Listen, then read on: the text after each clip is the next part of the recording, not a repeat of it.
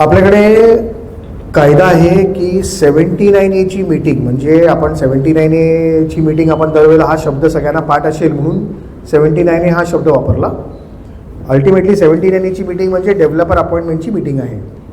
Developer आपल्या 4 जुलै 2019च्या गाईडलाईन्समध्ये असं सांगितलेलं आहे की मीटिंग अपॉइंटमेंट झाल्यापासून 3 महिन्याच्या आत DA झाला पाहिजे, तरच टाईम बाउंड पिरियडमध्ये प्रोजेक्ट कंप्लीट होईल ना. तो वर्ष लावेल DA कंप्लीट एक्झिक्यूट करायला, तर ते कसं होईल.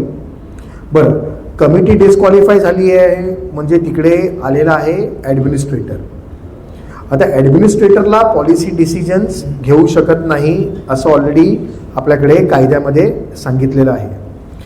वेदर डेव्हलपमेंट ॲग्रीमेंटचं फक्त साईन करणं is a policy decision? The answer is no. Simple. कसं सांगतो, बरेच वेळेला तुम्ही कधीतरी मोठे डेव्हलपर जे आपल्याकडे असतील ते बघितलं असेल.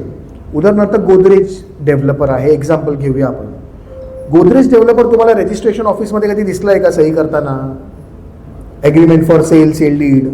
आपल्याकडे एक कन्सेप्ट आहे पॉवर ऑफ अटर्नीचा, आणि पॉवर ऑफ अटर्नी देऊन तो तिथे माणूस ठेवतो जो सही करतो, डिसिजन्स घेत नाही.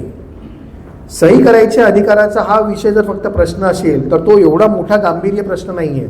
पण तो जर DA डिस्क्वालिफाय कमिटी झालेली आहे आणि DA करणं भाग आहे, कारण DA केल्याशिवाय प्रोसेस जाणार कसं, तर त्याला वेगवेगळे पर्याय उपलब्ध आहेत. मग ते पर्याय कुठले असू शकतात, तर कशासाठी डिस्क्वालिफाय केली आहे, डिस्क्वालिफाय केल्यावरती काय ॲडमिनिस्ट्रेटरनी येऊन तिथे बसावं का, तर ह्या गोष्टीकडे लक्ष दिलं पाहिजे की जर ॲडमिनिस्ट्रेटर बसलेला आहे तर त्याला लवकरात लवकर इलेक्शन लावून नवीन कमिटी कशी आणावी, हा पहिला मुद्दा. असे वेगवेगळे ऑप्शन्स तुम्ही वर्कआउट करू शकता.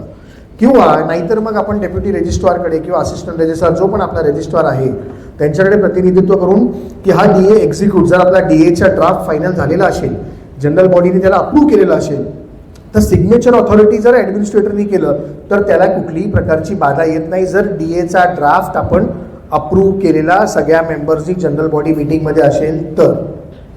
सिग्नेचर मगाशी सांगितल्याप्रमाणे आपण पॉवर ऑफ अटर्नीवाल्याला पण सांगतो की सिग्नेचर करू. साईन केल्यामुळे काही पॉवर्स मोठा काय प्रश्न पॉलिसी डिसिजनचा येत नाही. तर अशा सगळ्या अँगलनी ह्या ढाच्याला बघितलं पाहिजे.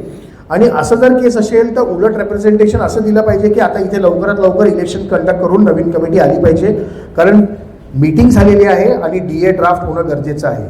आणि जर उद्या DA ड्राफ्ट नाही झाला तर मग तो जो डिले पिरियड आहे तो उगाच आपला डिले होऊन प्रोजेक्ट डिले होणार अल्टिमेटली. ह्या दृष्टिकोनातून एक परस्युनेस किंवा रजिस्ट्रार ऑफिसकडे प्रतिनिधित्व करणं हे गरजेचं आहे.